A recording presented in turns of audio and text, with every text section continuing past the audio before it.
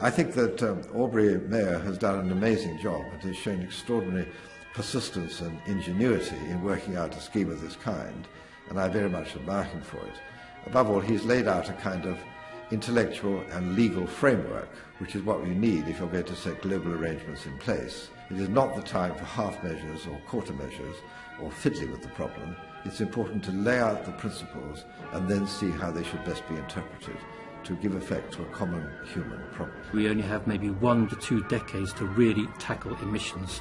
If we hang on any longer than that, then what's going to be a bad situation is going to become completely catastrophic. And I feel that contraction and convergence is really the only mechanism we have available that can solve this problem in time.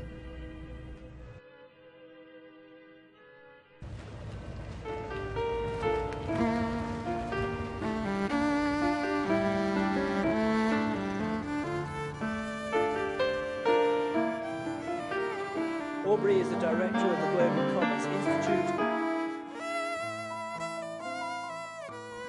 Music is really where I began and conducted my life until I was 40. And you don't think about this, but it's fundamentally about time management. You have to measure space, but also time in respect of playing in tune and also playing in time. It inherently works because of its acute time dependency.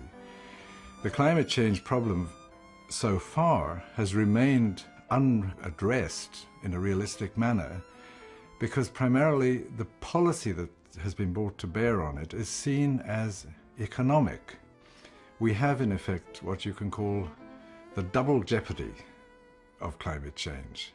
It is the increasingly asymmetric global development where money and people go in two opposite directions. There are more and more poor people who are discards, while fewer and fewer people become more and more absurdly wealthy. It's a kind of global apartheid. We call this expansion and divergence.